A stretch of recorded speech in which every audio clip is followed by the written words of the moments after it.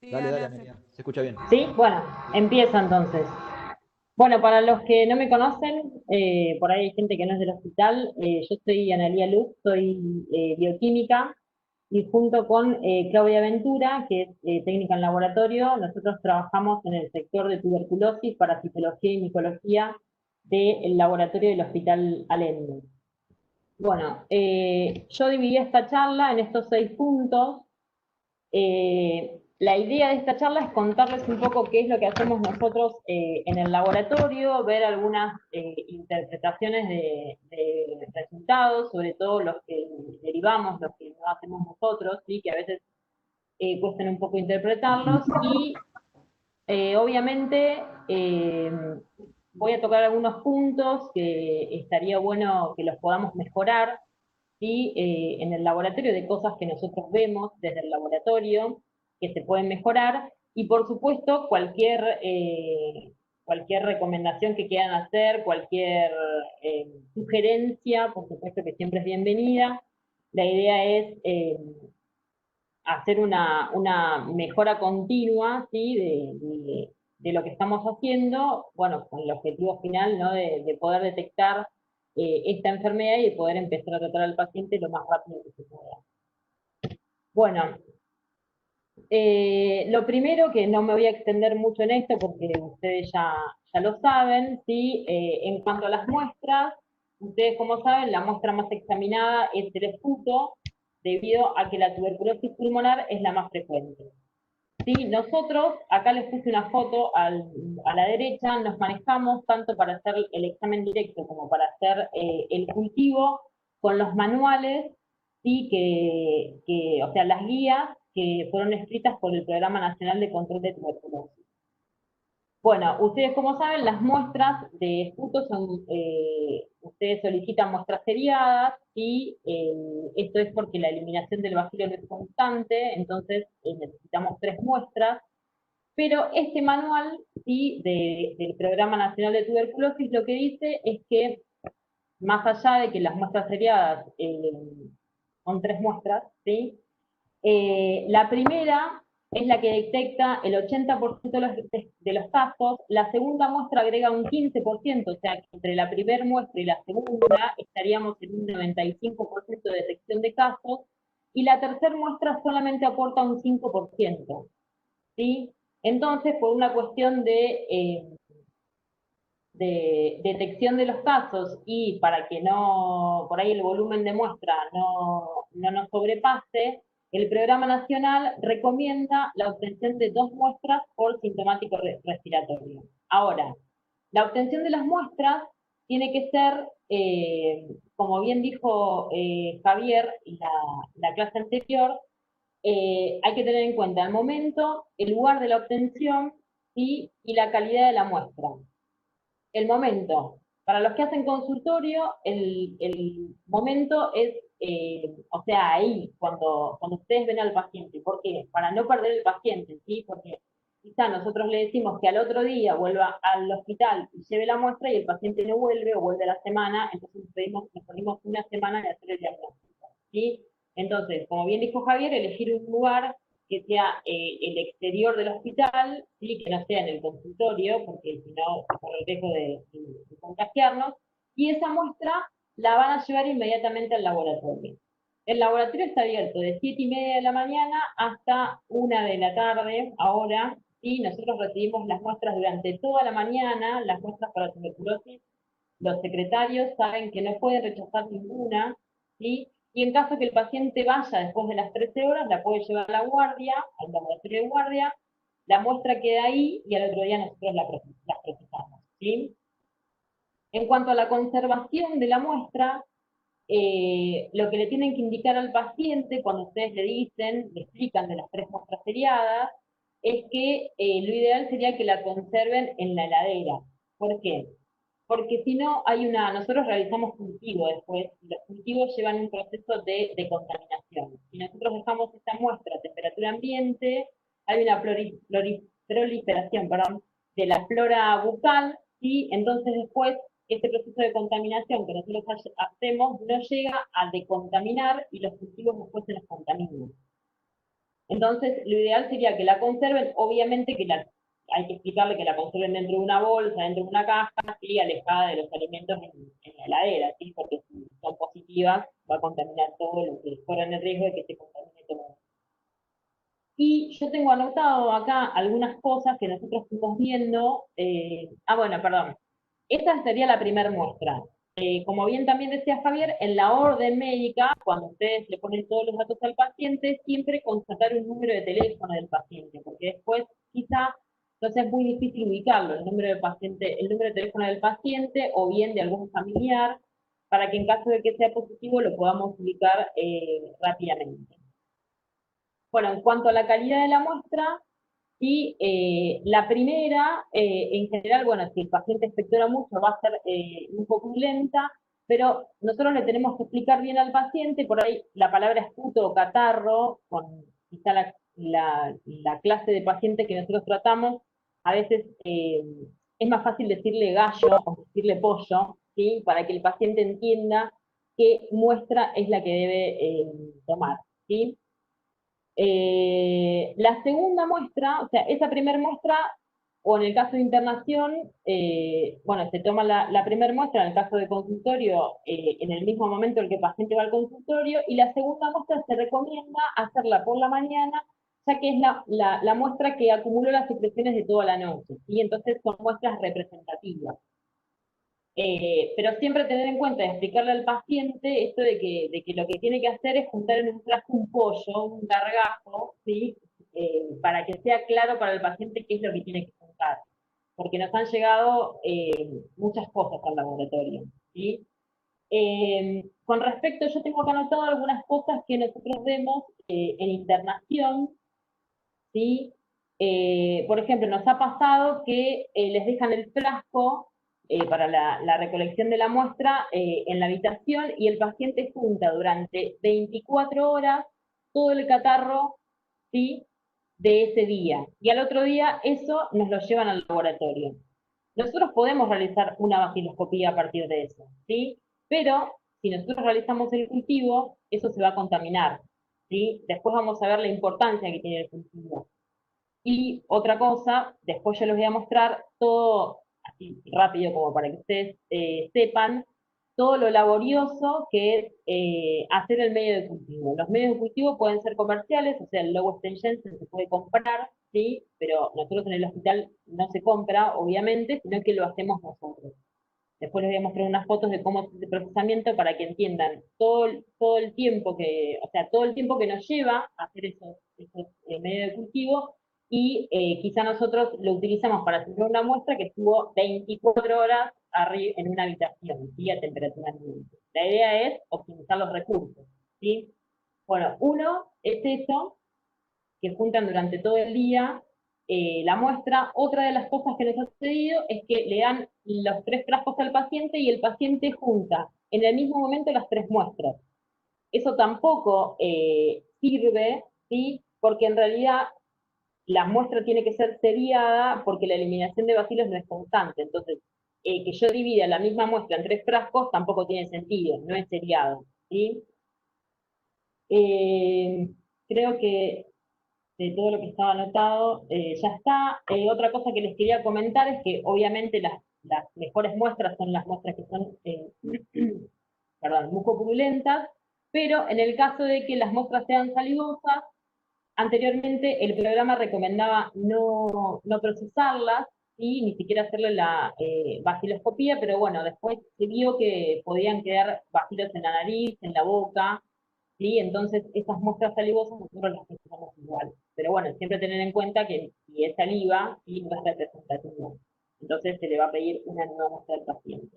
En el caso de los pacientes que están internados, eh, quizás sería bueno, se me ocurre a mí, si ustedes tienen otra sugerencia también me la pueden decir, hacer una toma de muestra del paciente a la mañana, ¿sí? La matinal, y por ahí es enviarla al laboratorio y hacerle otra a la tarde, y entonces en un día se cubrirían las 2 muestras que son las que más aportan al diagnóstico.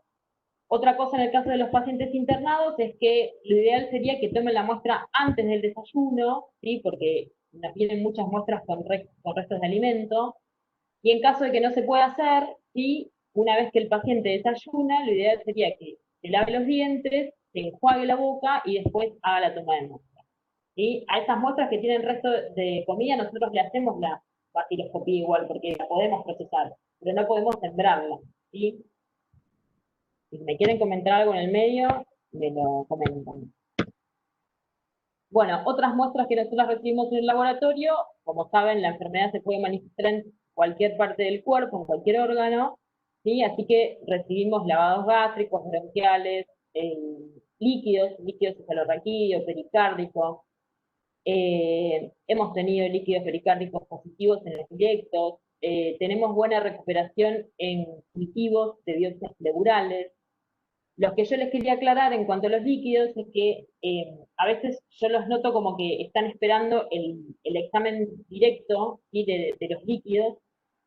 Lo que tienen que tener en cuenta es que un líquido, ¿sí? es un derrame, entonces es un gran volumen de líquido en donde una cantidad pequeña de bacilos están distribuidos en todo ese líquido. ¿Sí? Entonces la sensibilidad en el caso de los líquidos disminuye, y no es lo mismo que el esputo. ¿Sí? Eso ténganlo en cuenta porque a veces yo veo que insisten con los exámenes directos y la sensibilidad en este caso es más baja que en el caso de los esputos porque, bueno, hay poca cantidad de bacilos que se distribuyen en un volumen grande de líquido. Por más que nosotros le hacemos métodos de concentración, ¿sí? Eso a veces no alcanza para que nosotros lo podamos ver en el examen directo. ¿Sí? Y en el cultivo, pero no en el directo. Aunque hemos tenido líquidos cefalorraquídeos directos positivos, hemos tenido líquidos pericárdicos positivos en el directo. Bueno, en cuanto a la vaciloscopía, que es el examen directo, bueno, por arriba les digo que la técnica que utilizamos, la coloración es la de Thiel-Nielsen, que detecta entre el 70 y 80% de los casos pulmonares que son bacteriológicamente positivos. Una vaciloscopía positiva en un paciente inmunocompetente significa en el 99% de los casos tuberculosis. ¿Qué quiero decir con esto? Nosotros en el laboratorio no hacemos la identificación, ¿sí? Nosotros lo que hacemos es mirar al microscopio, ¿sí? Acá yo les puse unas fotos al costadito para que vean, lo vemos en un fondo azul, y los bacilos los vemos fucsia, acá también, pero no hacemos la identificación. O sea, nosotros informamos que vemos bacilos ácido alcohol resistentes. Entonces, por epidemiología, y como la frecuencia de otras micobacterias pulmonares es muy baja, en pacientes inmunocompetentes, el 99% entonces significa Mycobacterium tuberculosis. Esto no es así en los pacientes inmunocomprometidos, por ejemplo en los pacientes HIV, que nosotros sí mandamos a hacer las pruebas de identificación y de sensibilidad. Esto nosotros lo mandamos a hacer al Instituto Malbrán, que es el Centro Nacional de Referencia para Tuberculosis. Bueno, entonces, una vaciloscopía positiva tiene un alto valor predictivo positivo, o sea que si es positivo, es positivo. Y una vaciloscopía negativa no descarta la enfermedad, porque obviamente que ustedes tienen en cuenta otras cosas como es la radiografía y la clínica del paciente, ¿sí? Pero yo les quiero hablar de la sensibilidad de la vaciloscopía. La sensibilidad de la vaciloscopía es relativamente baja. Fíjense que yo acá les puse que tiene que tener un mínimo de 5.000 a 10.000 bacilos por mililitro de muestra, o sea, un montón, para que yo lo pueda ver en el microscopio al directo. ¿Sí? Por eso es que cuando yo les digo que los líquidos tienen menor sensibilidad, es por esto, porque no llegan a tener esta cantidad de bacilos por mililitro para que yo lo pueda observar. ¿Sí? Y bueno, la sensibilidad va disminuyendo, como ven, las formas cavitadas son las que tienen una vaciloscopía más sensible, las no cavitadas disminuyen, y los líquidos, por ejemplo, tienen un 50% de sensibilidad aproximadamente, lo que es muy bajo. ¿Sí? Bueno, para otra cosa que nosotros utilizamos la vaciloscopía, como ya saben, es para el control de tratamiento. Si me quieren preguntar algo, me van preguntando. Bueno, yo le quería mostrar acá cómo se informan los resultados.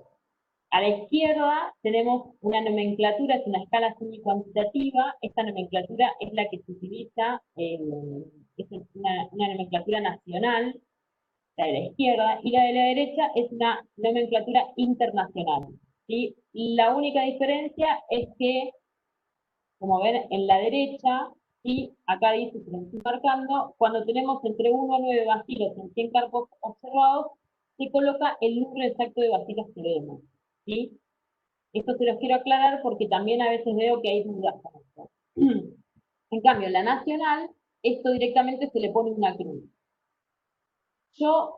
A mí me gusta utilizar la internacional, ¿por qué? Porque si el paciente viene con una vaciloscopía positiva o una cruz, ¿sí? Y a la semana nosotros le hacemos la vaciloscopía y yo le observo 8 vacilos cada 100 campos, como yo informo, se observan 8 bar cada 100 campos, esto significa que disminuyó, ¿sí? O sea que tiene menos vacilos que la muestra de la semana pasada. Entonces, esto nos estaría indicando que el tratamiento está siendo efectivo, ¿sí? Por eso es que yo utilizo esto. Si yo utilizaría la escala nacional, yo le pongo positivo una cruz y da la sensación de que el paciente sigue igual, ¿sí? También es porque, no quiero hablar de mí, pero o sea, hace 8 años que estoy sentada en un microscopio mirando bacilos y cuando yo veo 8, o sea, no tengo duda, ¿sí? No importa. ¿Sí? Y el máximo de cruces que yo puedo otorgar en un informe son 3 cruces. Esto lo aclaro porque a veces eh, he visto informes que por ahí ponen positivo 5 cruces. No existe 5 cruces. Lo máximo son 3 cruces. ¿Sí? Bueno, en cuanto al cultivo, yo les cuento qué es lo que tenemos nosotros en el laboratorio. Nosotros tenemos dos medios de cultivo. Un medio de cultivo sólido, que es a base de huevos, que es el Lobos Jensen, que es el que nosotros preparamos en el hospital, y que tiene un máximo de cultivo de 60 días. Y tenemos el medio de cultivo líquido, que es el MG960, que es un caldo, ¿sí? Que nosotros le agregamos un factor de crecimiento y esto hace que aumente la sensibilidad, ¿sí? O sea, que yo pueda, es un caldo de enriquecimiento, o sea, que la micobacteria crezca más rápido que en un medio sólido. Tiene un tiempo de cultivo máximo de 42 días, ¿sí? Si a los 42 días no detecta crecimiento, el equipo me informa que es negativo, ¿sí? Y lo que yo también les quería aclarar es que a veces cuando nosotros sembramos una muestra en este caldo, en este MG, a veces ustedes interpretan que va a crecer, o sea, que a la semana yo voy a tener el resultado, que es en general lo que dicen, si uno busca algún paper, es esto lo que dice, que a la semana o a los 10 días se pueden tener resultados. Pero en realidad esto depende de la carga vacilar que tenga la muestra. O sea, un esputo que tiene un directo positivo, 3 cruces, seguramente en una semana yo voy a tener el cultivo positivo en caldo. Ahora, una muestra o un líquido, por ejemplo, que tiene poca carga vacilar, no voy a tener positivo en una semana o en 10 días. ¿Sí? Por ahí voy a tener que esperar 20 o 30 días. O sea, la rapidez, es verdad que es más rápido que un medio cultivo sólido, pero la rapidez va a depender de la carga vacilar que tenga la muestra, ¿sí? Y esto es lo importante, es la alta sensibilidad que tiene el cultivo, ¿sí? Acuérdense que yo en el examen directo tenía que tener entre 5.000 a 10.000 bacilos, ¿sí? Para que yo lo pueda ver en el examen directo, y el cultivo tiene alta sensibilidad porque me permite detectar hasta 10 bacilos por mililitro de muestra, ¿sí? Entonces incrementa mucho, ¿sí? La sensibilidad. Y bueno, obviamente la especificidad, porque cuando yo tengo el cultivo, ¿sí? Puro, lo que yo puedo es hacer una identificación y puedo hacer también una prueba de sensibilidad. Bueno, acá rápidamente yo, mediante algunas fotos, le quería mostrar, este es el equipo que el que fue al laboratorio lo conoce, es el que tiene los caldos, más o menos cómo procesamos nosotros las muestras. Nosotros utilizamos una cabina de seguridad biológica que es clase 2A2, ¿sí? Que es la misma que se utiliza ahora para procesar las muestras de COVID.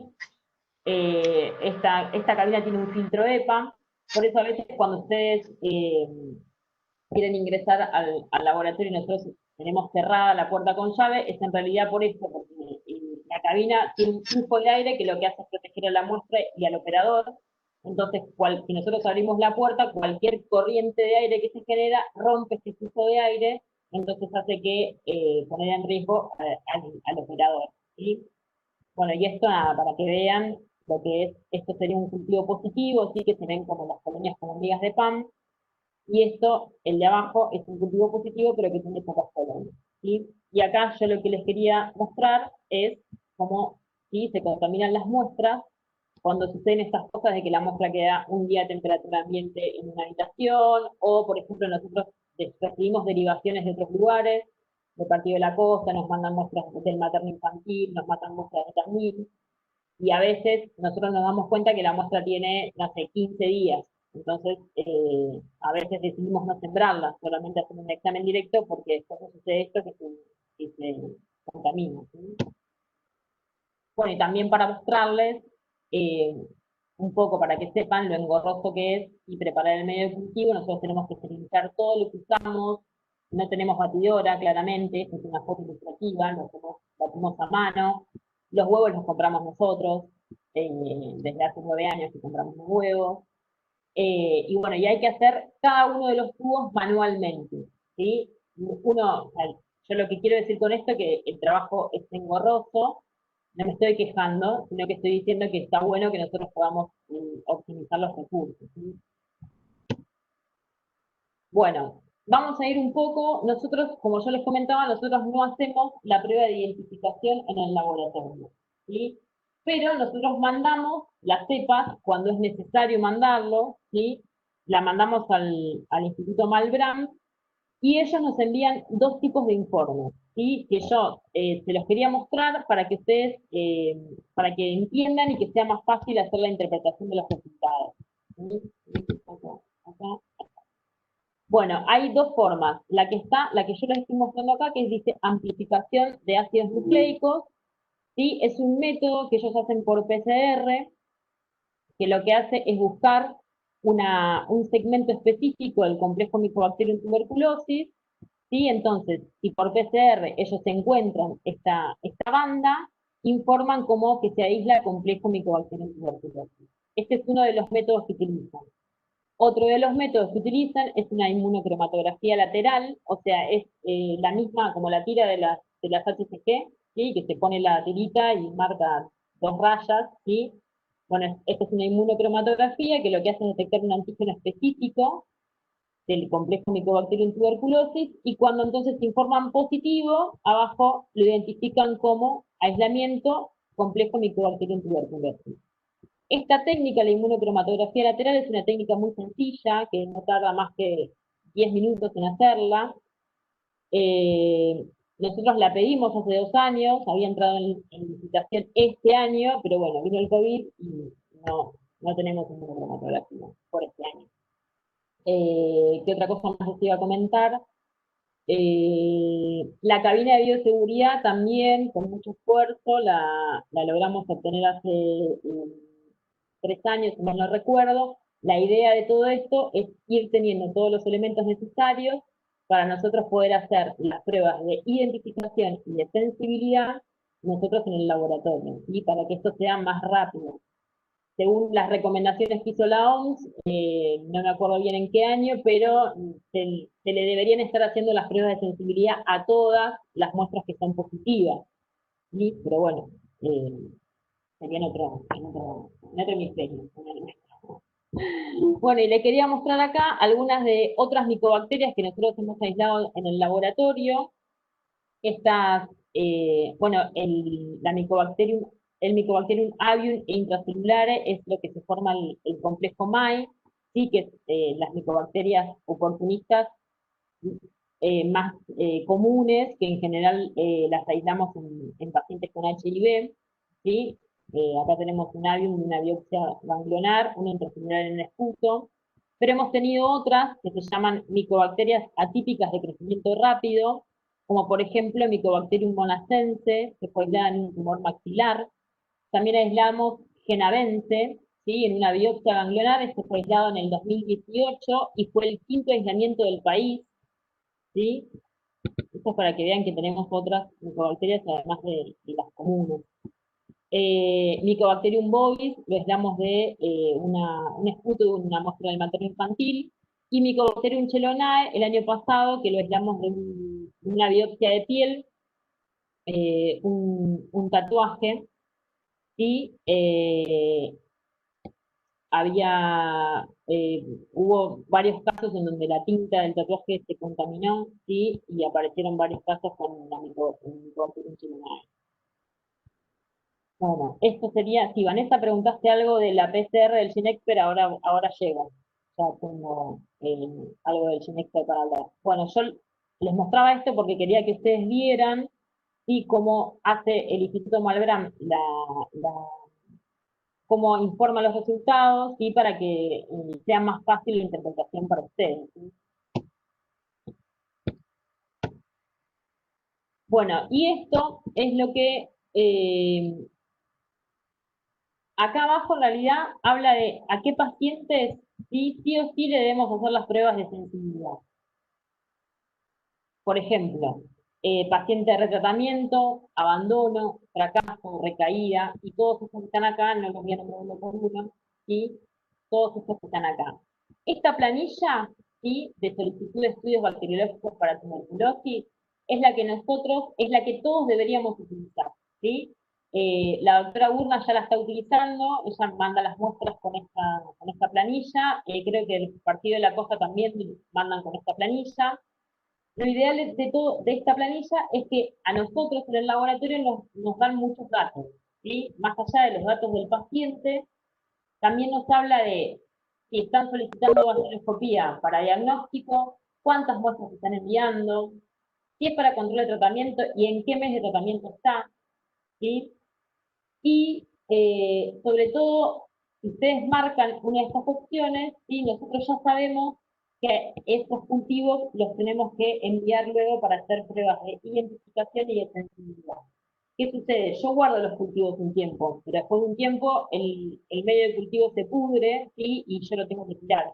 Entonces, si nosotros nos perdemos este dato, la prueba de sensibilidad no se hace, y más en estos momentos donde el Instituto Malbrán está trabajando con poco personal, y entonces nos pide solamente que enviemos lo urgente, y lo estrictamente urgente.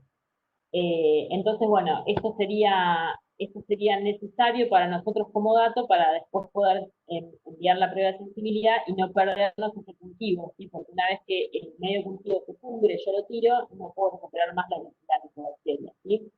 Lo ideal sería, de acá a un tiempo, poder implementar estas planillas en todos los servicios, ¿sí?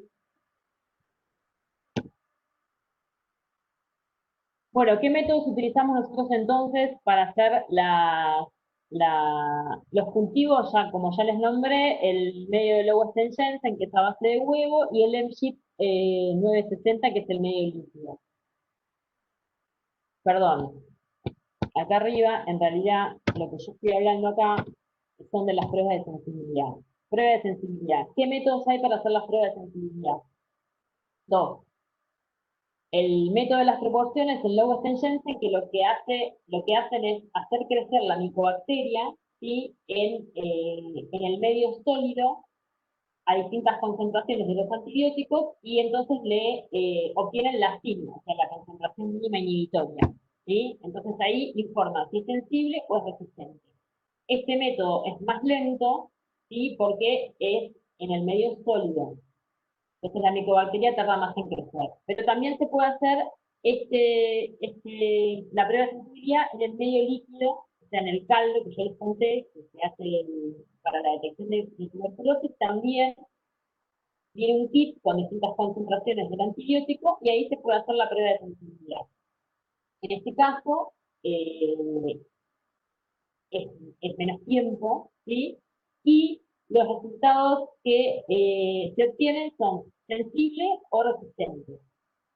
Estos son los resultados que nos informan desde el Malbrán.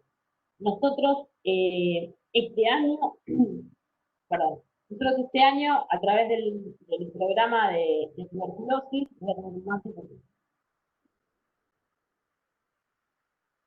nosotros este año, a través, perdón, del programa de tuberculosis, pedimos, ¿sí?, que se empiece a tramitar para que nos den a nosotras estos kits para hacer la sensibilidad en el equipo. Ya que tenemos el equipo, la idea es poder hacer nosotros en el laboratorio con el equipo, entonces tardaría menos. pero bueno, estamos esperando tanto la prueba de identificación como este kit para hacer la sensibilidad. Y la idea es que en el menor tiempo posible nosotros podemos estar haciendo todo en el laboratorio, ¿sí? Del hospital. Bueno, y otra cosa que hacen en el Malbram es la detección de la resistencia a rifampicina e isoniazida mediante PCR. O sea, una vez que yo les mando las muestras a ellos, las cepas, perdón, las cepas, ellos realizan primero este método genotípico, ¿sí? O sea, buscan mutaciones que están en determinados genes, ¿sí? Que si están presentes, cuando se expresan, darían resistencia, ¿sí? Lo importante de esto es que es una prueba por PCR, es una prueba rápida, entonces yo le mando la cepa y aproximadamente en una semana yo puedo tener estos resultados. Y después ellos hacen la prueba genotípica, o sea, lo hacen crecer en el cultivo, ¿sí? Para ver si en caso de que estén presentes esas mutaciones se expresen en el cultivo o no, ¿sí? Ahora yo les tengo unos modelos de informe para que sea mejor entenderlo, ¿sí? Vamos a ir directamente. Este método tiene una sensibilidad del 94% para rifampicina y del 84% para isoniazida. Por ahí si ponemos un informe es más fácil. Este que está acá arriba es el que yo les estaba contando, que es una PCR, ¿sí? Ellos qué hacen en el Instituto Malbram, lo que hacen es buscar, ven como dice acá, gen, dice qué gen, en qué posición o con y la mutación, ¿sí? Si existiera la mutación, se correría el riesgo de que esta mutación se exprese, ¿sí? Y la cepa sea resistente a algunos de estos antibióticos. Si no existe esta mutación, lo más probable es que la cepa sea sensible a, a estos antibióticos. Igual también les puse algunos ejemplos ahora para que vean que no todo está en matemáticas. Entonces, acá lo que nosotros vamos a interpretar es mutación. Los genes asociados a la resistencia de isoniazida y rifampicina. Mutación ausente, ausente, y acá también. En las tres mutaciones más frecuentes, ¿sí? Están ausentes. Entonces, ¿qué significaría esto? Que la probabilidad de que estas cepas sean resistentes a isoniazida y rifampicina es muy baja, ¿sí?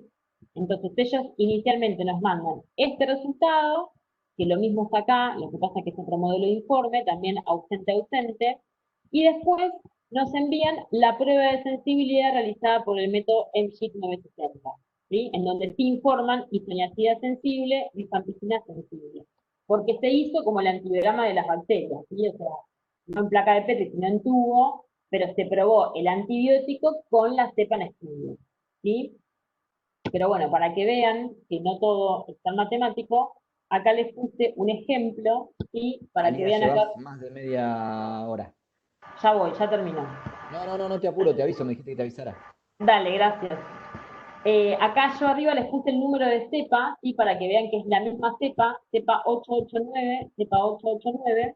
Fíjense que cuando ellos le hacen la búsqueda de mutaciones por PCR, todas dan ausente, ¿sí? O sea, ausente, ausente, acá, ausente, y acá también ausente. Pero cuando le hacen el método MSHIP, o sea, hacen el método del cultivo, no sucede esto, que es, esta paciente es tuya, que es resistente a isoniazida y resistente a rifampicina. ¿Qué pasó acá?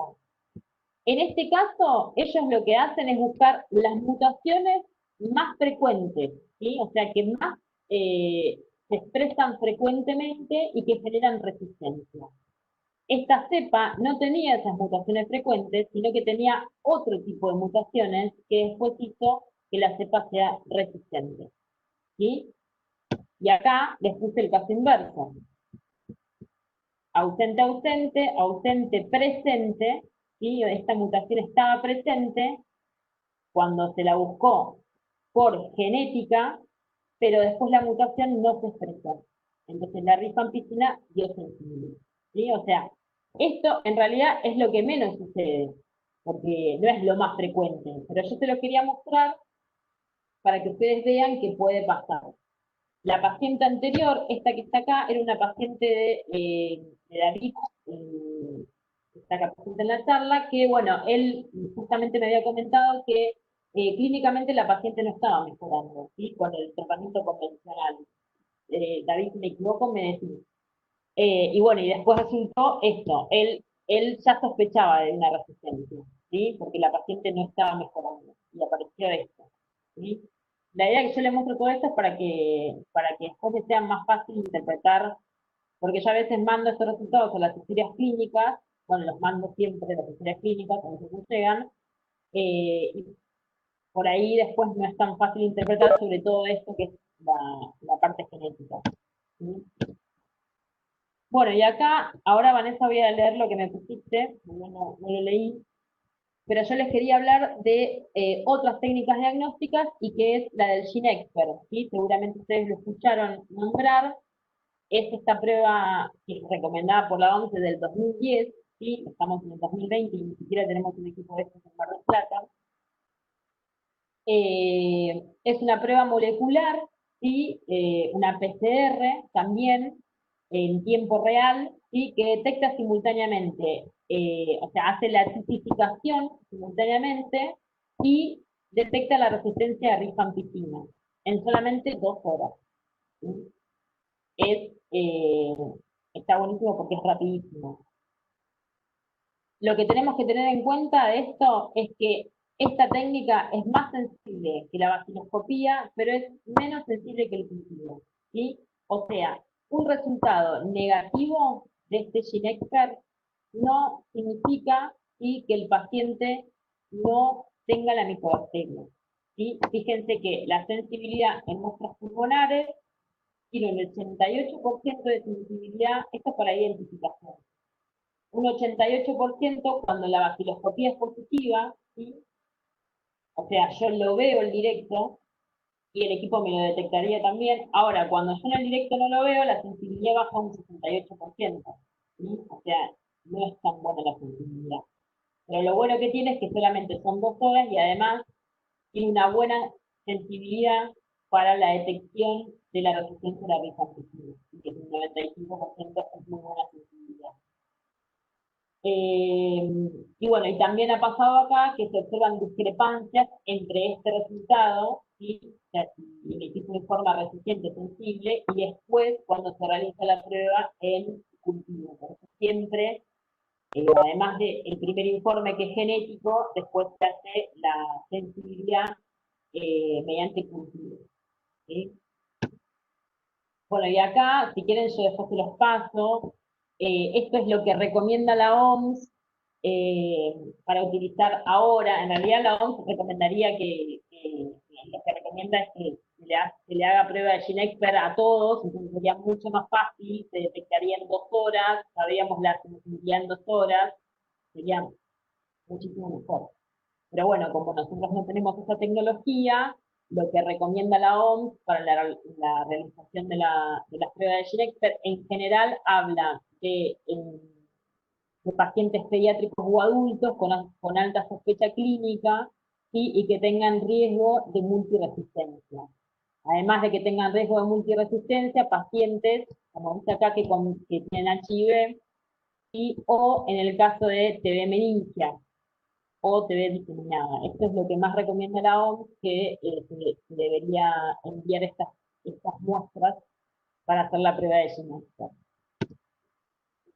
Bueno, este es el manual, o sea, de donde están las recomendaciones para hacer el GeneXpert, que es el manual de la OMS.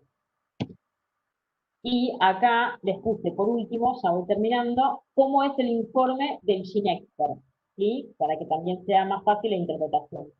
Por ejemplo, acá mandamos un líquido cefalorraquídeo, bueno, acá ellos explican qué técnica utilizan, y el resultado es complejo micobacterio en tuberculosis detectado muy bajo, ¿sí? O sea, significa que era un líquido cefalorraquídeo.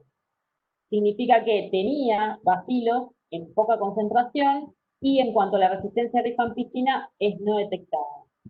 En este caso de la derecha, este ejemplo es que, bueno, un esputo donde tenía en la identificación micobacterium en tuberculosis detectado alto, tenía mucha carga baciliar y resistencia a rifampicina detectada, ¿sí? O sea que eh, seguramente esta cepa era resistente a rifampicina. Después ellos lo confirman a través del cultivo. Lo que hay que tener en cuenta en cuanto al GeneXpert es que el GeneXpert lo que hace es buscar material genético, ¿sí? Entonces, en un paciente, como dice acá abajo, en un paciente que ya fue tratado, hasta 12 meses después se puede detectar el material genético, lo que no significa que ese bacilo esté vivo, ¿sí? Esto tenemos que tener en cuenta siempre la diferencia entre hacer PCR y hacer un cultivo. La PCR me dice que hay material genético de esa micobacteria, pero ¿está viva o no está viva? Para eso tenemos que hacer el cultivo.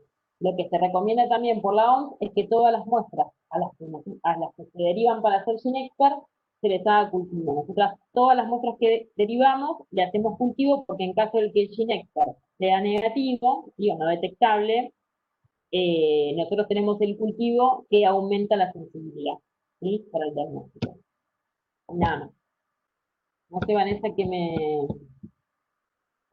escribiste, ahora me voy a fijar.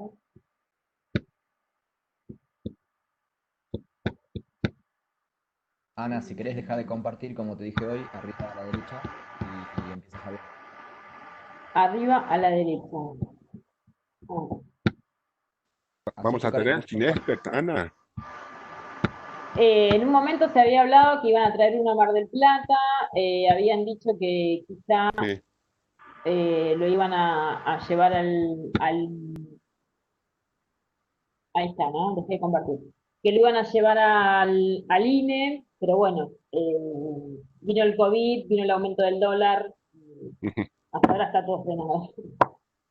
Vino todo, siempre. Nosotros estábamos muy entusiasmados con el tema de hacer la identificación, que más me entusiasma hacer la sensibilidad, pero bueno, íbamos a empezar de a poco, esto también se frenó, y bueno, y ahora estamos viendo si a través del programa, ¿sí? Del Programa Nacional de Tuberculosis podemos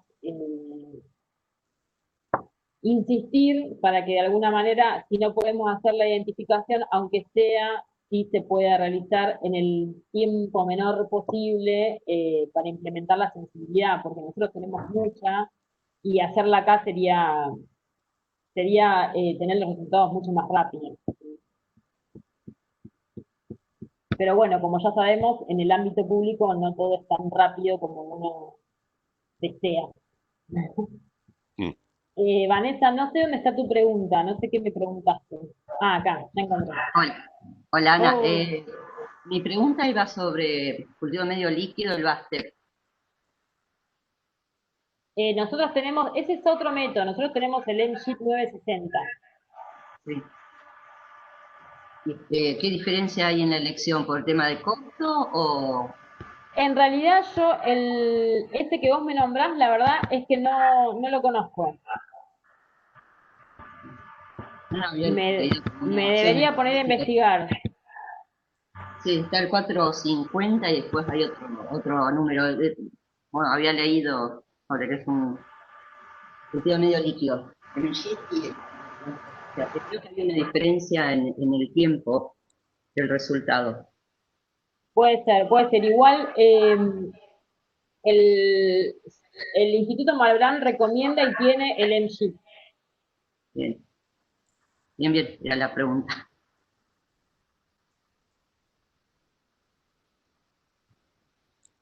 Javier, ¿querés seguir? ¿Nos queda tiempo? ¿Me bancan? Estamos en cuarentena. Sí, A ver.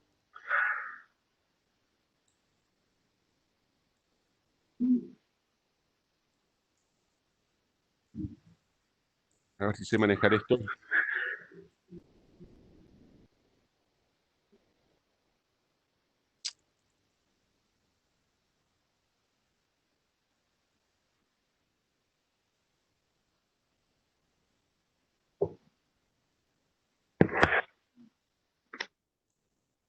Ahí estoy. ¿Se ve en la pantalla? ¿Se ve Impecable. la foto del hospital? Sí, Sí, Javier, se ve, se ve.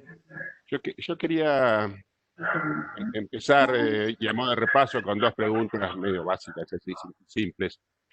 A ver quién me quiera decir algo, contestar. La primera es, ¿cuál creen que sea la medida preventiva, el cuidado más importante, la intervención más efectiva para reducir el riesgo de transmisión de tuberculosis?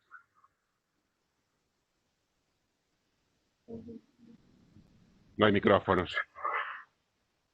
¿Alguien que opine?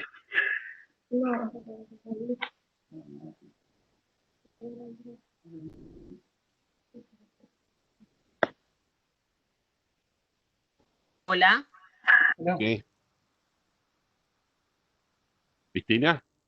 ¿cómo te va? Yo diría que la medida más efectiva es la detección precoz de los casos sintomáticos para su debido aislamiento y tratamiento, porque son la fuente comunitaria. Bueno, seguro, es lo que quería escuchar. Es lo que quería escuchar, porque a veces parece que pensamos que nosotros necesitamos flujo laminar o que necesitamos luz ultravioleta y que los barbijos. Seguramente que está bien, el aislamiento está bien, pero la medida que más peso tiene y que más impacta en reducir la transmisión es detectar al paciente y tratarlo. Y creo que nosotros tenemos que enfocar entonces nuestra visión del programa hacia ese aspecto, de encontrar los casos tempranamente y tener conciencia de que el mayor riesgo no es el paciente que ya identificamos y que está aislado y que está en tratamiento, sino que el mayor riesgo es el paciente que no lo sospechamos, quizás está internado con una fractura de cadera y no nos fijamos que tiene tos, o el paciente que trasladamos en una ambulancia y no sabemos lo que tiene, o el que está en la guardia con síntomas respiratorios y todavía no tiene diagnóstico. Así que bueno, lo mejor, por otro lado, esto hablábamos la semana pasada con las pruebas en cobayos, está visto que el paciente deja de contagiar rápidamente cuando inicia el tratamiento. Así que el tratamiento es la medida que más peso tiene. La reducción de transmisión que podemos tener con las demás medidas es mucho menor en relación a esta cuestión de hagamos tratamientos tempranos. La segunda pregunta es, ¿cuál creen ustedes que sea la causa más importante de falla de tratamientos? ¿Por qué fallamos? ¿Por qué fracasamos? ¿En qué por qué no nos va bien? Porque no se hace, porque no es estrictamente supervisado.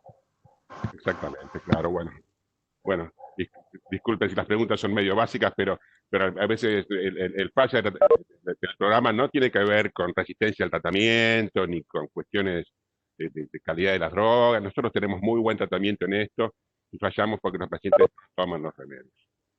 Ahí estaba internado este paciente que estaríamos derivando a Pinamar, que estuvo internado durante 9 meses en el Muñiz, y positivo todo el tiempo, falló el tratamiento, fallaron 9 meses de tratamiento, bueno, lo hablaba con el amigo Palmero del Muñiz, y me dice como de forma un poco irónica, bueno, ¿sabes lo que pasa, Javier? Si el paciente no toma los remedios, no se cura. Y lo que estaba pasando es que el paciente no tomaba los remedios, los tiraba al inodoro, la enfermera le deja los remedios en la mesa de luz y no los toma. El otro día conversábamos con él y nos dimos cuenta que era verdad, que esto era así. El paciente no tomaba los medicamentos. Esta es la importancia del tratamiento directamente observado, que significa no dejarle los remedios en la mesa de luz, sino que el enfermero debe asegurarse que el paciente toma los remedios. Y esto es para beneficio del paciente, por supuesto, pero también para beneficio de todos, ¿no es cierto? Es lo mejor que podamos hacer para reducir los riesgos de todos nosotros. Es esto del tratamiento directamente observado. Y después están los abandonos que tenemos. Voy a mostrar ahora algunos datos. Abandonos tenemos muchos, y este es un problema que tenemos que enfrentar y que claramente es donde estamos fallando. A lo mejor para el COVID lo importante es el aislamiento y el cuidado de la transmisión, y en tuberculosis eso también está bien, pero en COVID es aislamiento, en tuberculosis es tratamiento, donde nosotros ponemos más énfasis. Si en COVID hace falta rastreadores de contactos, en tuberculosis creo que lo que está fallando es rastreadores de abandonos. Y yo creo que si desde el programa, desde Salud Pública, pusiéramos más recursos en rastrear abandonos, tendríamos, porque nosotros tenemos que llegar a los objetivos de la OMS, que es curar el 80% de los pacientes, y eso no lo estamos alcanzando. Lo que quería hacer hoy era hablar un poco de cosas de nuestro hospital, de historia de nuestro hospital. La tuberculosis en Mar del Plata se atendió primero mucho tiempo en el INE, donde se internaban pacientes. Cuando se dejó de internar en el INE, pasaron buena parte del programa a nuestro hospital, por lo menos todo lo que es internación. Yo llegué al hospital hace 30 años, estaba Valentín Vallarre en el programa de tuberculosis, antes que Vallarre estuvo el doctor Valcarce. María Elena era la secretaria que trabajaba con ellos, tenía un fichero que todavía estaba por ahí dando vueltas en nuestro servicio, un fichero esos con cartoncitos que funcionaba muy bien, que María Elena lo dejaba bárbaro. Tenía los datos de ella, muy celosa. Cuando yo llegué, en algún momento dijimos, bueno, esto es para un software, para una cosa de la computadora, una base de datos. Las computadoras no había en el hospital, había muy pocas. Hace 30 años no estaba generalizado el uso. El Banco Sabas compró una computadora y Nigro, el urólogo, nos dijo, bueno, tiene que usar DBase 3 Plus, el programa que se usaba en ese momento de base de datos, y empezamos a estudiarlo y empezamos a armar un programa. Y eso desde el año 94, en 1995, desde el 95 en adelante nosotros ingresamos todos los pacientes que atendemos en el hospital en ese programa, en esa base de datos. Nos ayudó por mucho tiempo Silvia, la secretaria que buscaba las recetas de la farmacia y con las recetas volcaba en ese programa. Nos dio mucho trabajo de mantenerlo actualizado, de tener todos los datos.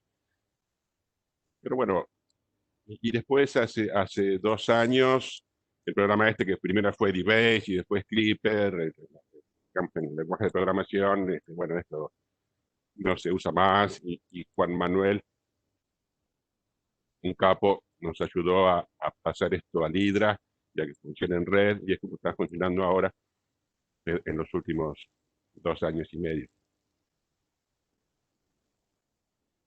Estos son los tratamientos que tenemos desde el 1 de enero del 95 hasta hoy. Esto varía entre 100 casos por año y 50 o 50 y algo. Acá están los 2020, que es claro para los primeros 6 meses de este año.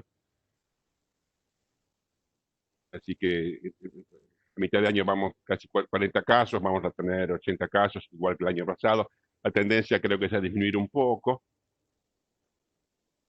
Antes de estos gráficos, Vallarre hizo algunos trabajos, no los conseguí para mostrarlos ahora, sobre pacientes que se atienden en nuestro hospital, y después infectología también hizo un trabajo de pacientes que atienden en nuestro hospital.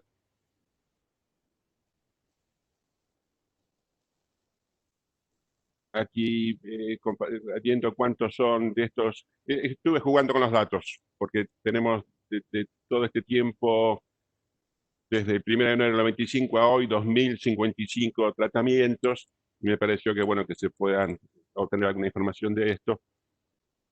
Es solamente una cosa descriptiva, no estoy descubriendo nada, estoy mostrándole lo que tenemos. Estos son por año, cuántos tienen HIV positivos.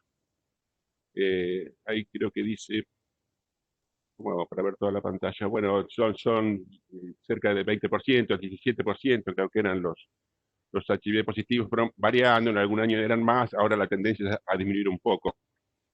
En los últimos 2 años no estamos ingresando al Hydra los HIV positivos, porque ya no hacemos el trabajo de revisar todas las recetas, porque no está más Silvia, y estoy insistiendo, peleando, no sé si es la palabra, pero pidiendo a infectología que estaría muy bueno que se sumen también al Hydra, porque en general los pacientes con HIV y tuberculosis los atienden ellos, entonces estamos perdiendo en los últimos años algunos pacientes que no están ingresados.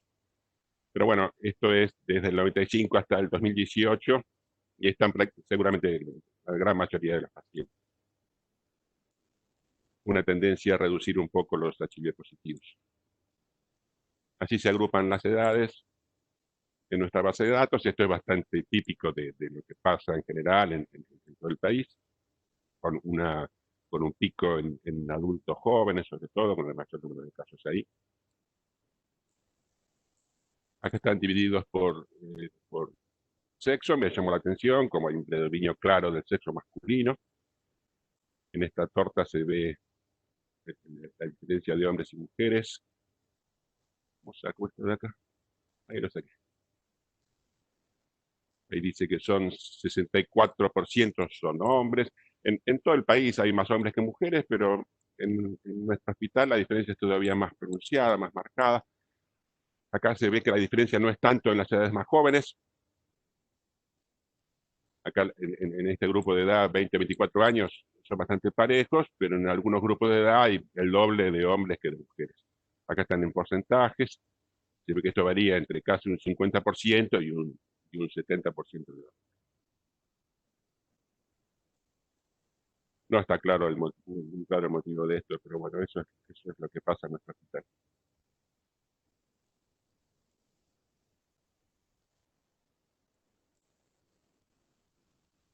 Estas son las localizaciones. También es llamativo la cantidad de extrapulmonares que tenemos, porque en el país son menos, en el promedio del país son menos. Muy pocos tienen simultáneamente formas pulmonares y extrapulmonares, solamente un 4%. Tal vez esto sea una situación complementaria, porque durante todo este tiempo también funcionaba el INE, y el INE atendía formas seguramente un poco más leves que no se internan.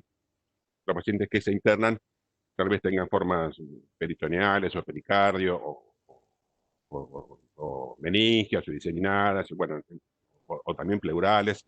Entonces, tal vez sea esto una causa de que tenemos tantas formas extrapulmonares.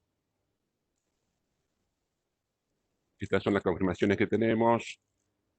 Lógicamente, en tuberculosis pulmonar la confirmación es mayor que mucho mayor que en las extrapulmonares. Las pulmonares, acá vemos que tenemos una confirmación del 80%, y esto está bárbaro. Esto es lo que esperamos. No esperamos, si tuviéramos mayor confirmación bacteriológica en formas pulmonares, sería porque estamos seguramente dejando de tratar a algunos pacientes. No hablaría bien de nuestro programa. O sea, un buen programa tiene este porcentaje de confirmación, 80%, así que estamos justo en eso. La confirmación de tuberculosis, confirmación significa baciloscopía positiva en el directo o en el cultivo.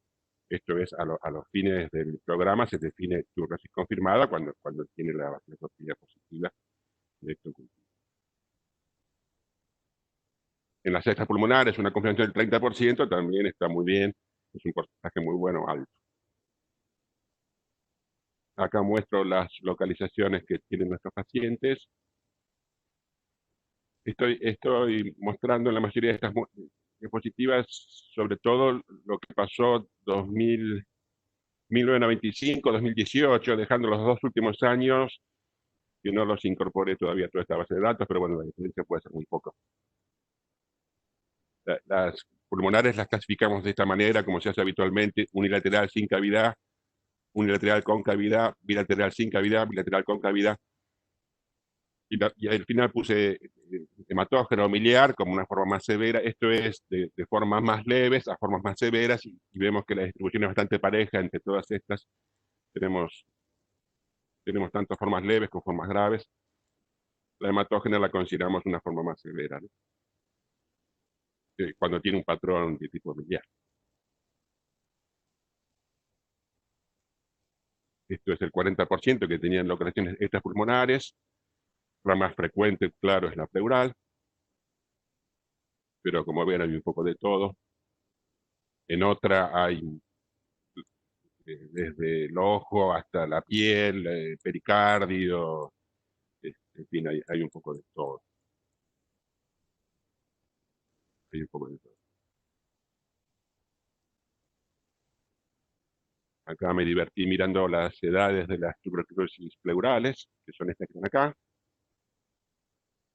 Lógicamente hay tuberculosis pleurales, como ver, en todas las edades. Esto es en azul el total de pacientes y en anaranjado Los pleurales hay en todas las edades, pero es más frecuente en los adultos jóvenes.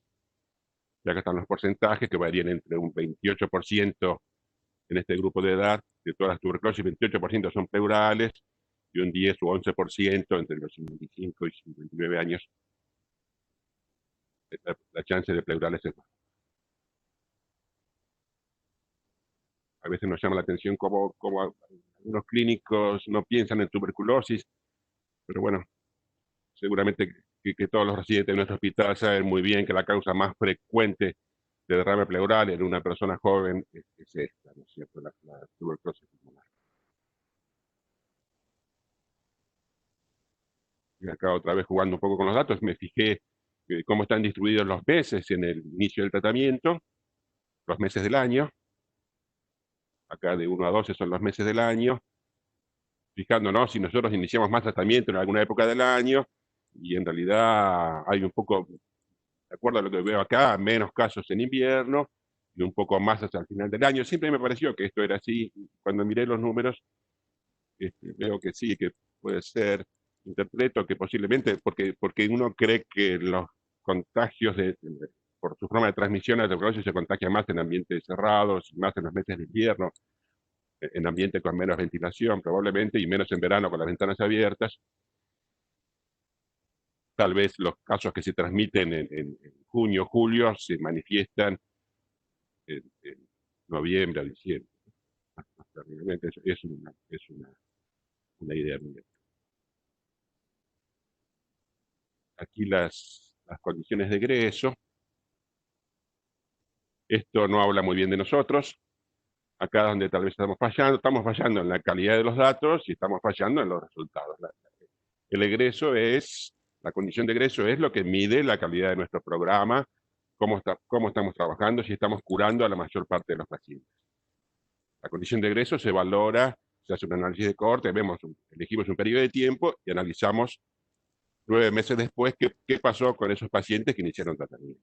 Nosotros tenemos que estar en condiciones de decir si el paciente terminó el tratamiento terminado es aquel que no tenía vaciloscopía positiva, porque tenía una forma extrapulmonar o porque tiene el diagnóstico no confirmado. Tratamiento curado, tratamiento terminado, si terminó el tratamiento, claro.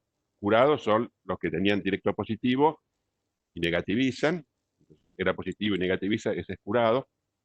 Los tratamientos terminados y los curados son los que tenemos éxito, digamos. Después están los traslados, los abandonos, los fallecidos y los que no tenemos datos. De nuestra base de datos, estos son solo en 1036 pacientes, tratamientos. Tenemos la condición de egreso,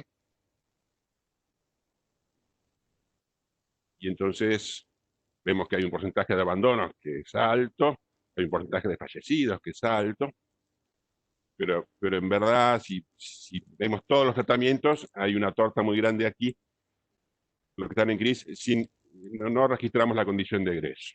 No lo registramos porque el médico no lo pone, porque el paciente se atiende en otro servicio y no nos enteramos, porque no vino para el alta, en fin, nos cuesta mucho.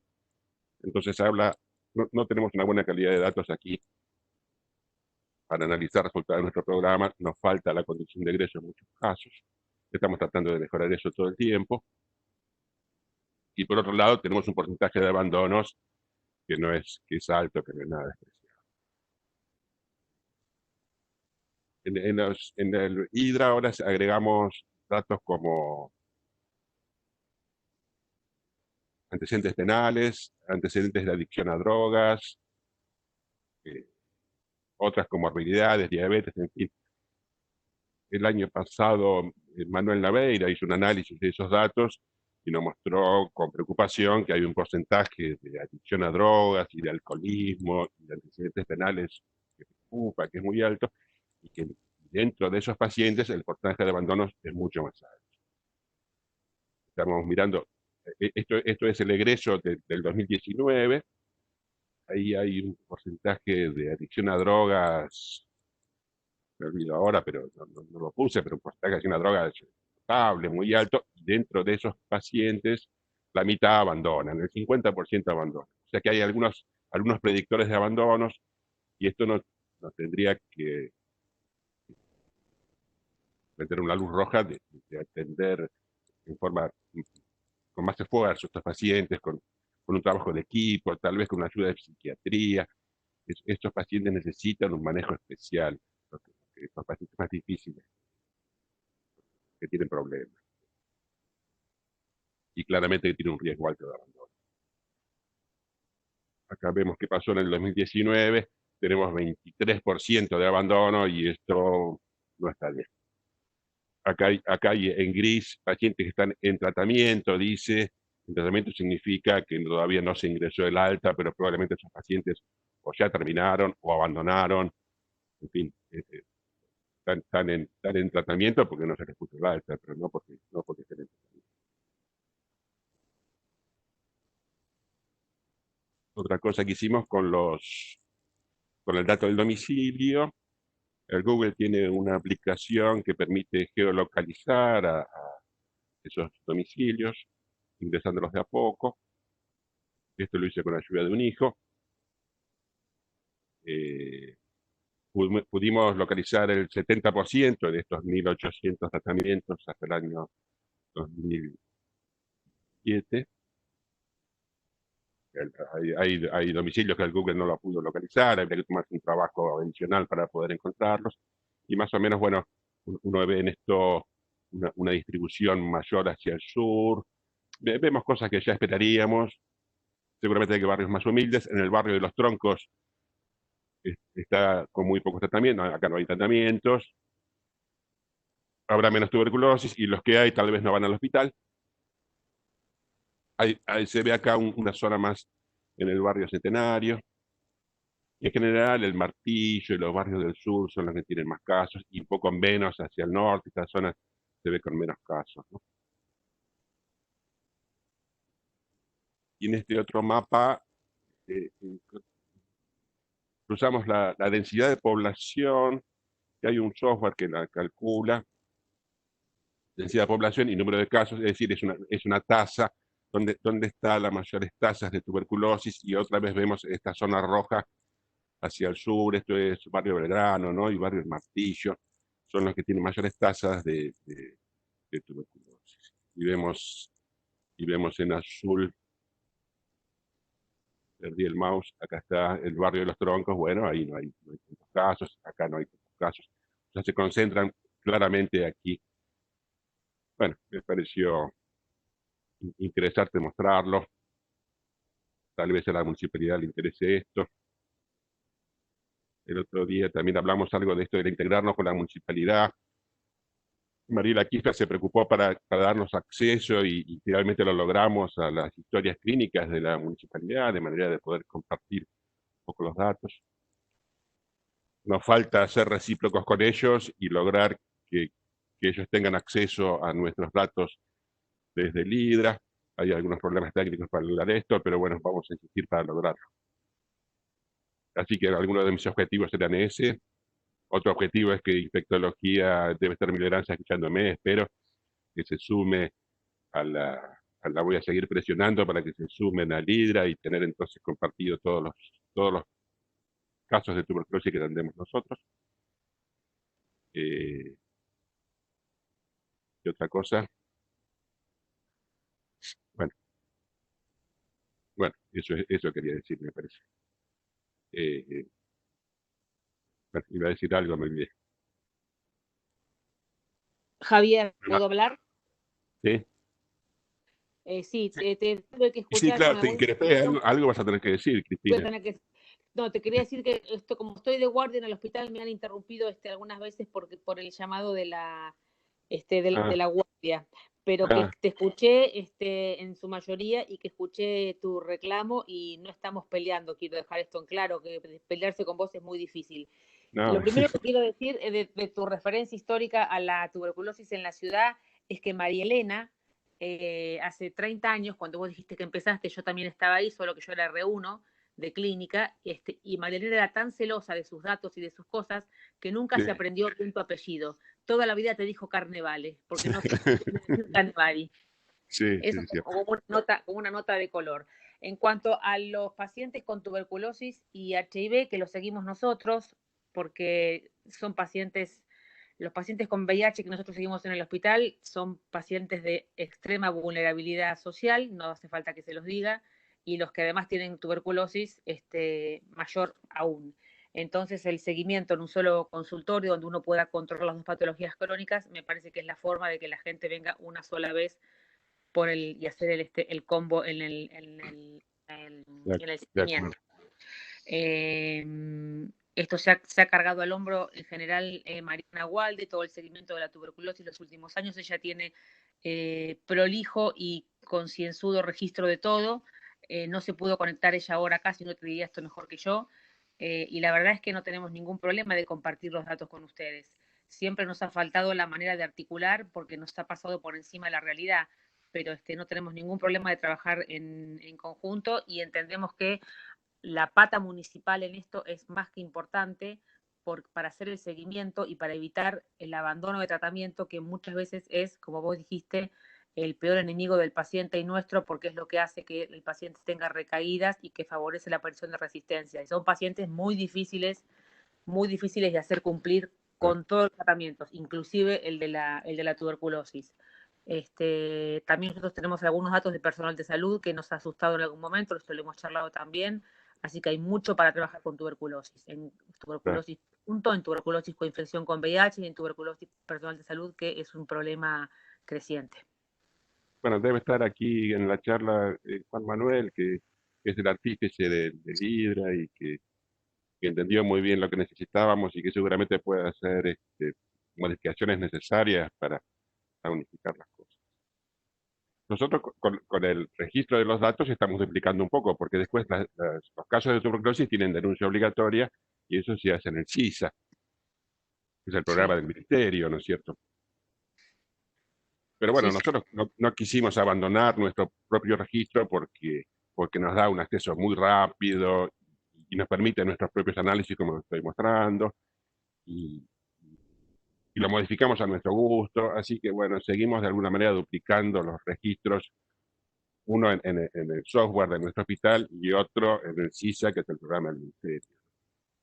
Porque hay que denunciarlo en el CISA, eso es obligatorio. El CISA a mí nunca me resultó amigable y bueno, nos ayuda en esto Florencia Pérez de Zona Sanitaria, que también debe estar por aquí. Las fotos son de unas fotos de maca. Este es el maca más común. Algunas personas lo confunden con patos, pero son muy distintos los patos. Tienen este pico cónico y puntiagudo, mientras que el pato tiene estos picos achatados. Tienen las patas con los dedos separados y no con una membrana interdigital como tienen los patos. Este es el más común. Son zambullidores. Es muy raro, no los vemos nunca fuera del agua. Es muy raro verlos fuera del agua. Es muy raro verlos volando. Están en el agua, se zambullen. Acá son comunes. Estos macas comunes a veces forman bandadas, que forman grupos de 50 o 100 o muchos individuos. Este es el maca grande, que se lo vuela en el puerto, también es común. Nidifican ahí en las lagunas de Punta Mogotes. En verano uno los ve ahí con pichones. A veces se ven en el mar. Este es el maca de pico grueso, que también es bastante común en Mar Chiquita, en alguno de los padres. Es una foto del sábado en Punta Mogotes. Y este es el más bonito, pero el más raro de ver, el maca plateado. Que lo vemos en invierno, viene aquí, se lo ve en el puerto, también bucean y pescan ahí unos meros, unos pescaditos. Ahí está con un mero, al lado de la escalera norte, en el puerto. Son más comunes hacia el oeste, en La Pampa, también forman bandadas grandes. Así que en Mar del Plata tenemos 4 especies de maca. Otro es el maca gris, que es muy raro de ver, tengo fotos. Y el otro es el macaco aviano, que se describió de la Patagonia, que está en riesgo, porque hay muy pocos, y se ha descrito hace poco tiempo, pocos años, se lo descubrió hace 30 años, un poco más, 40.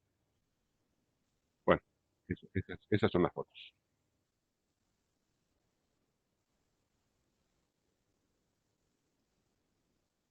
Y ahora, como dejo de compartir esto, Tenés que ir arriba, Javier. Compartir contenido.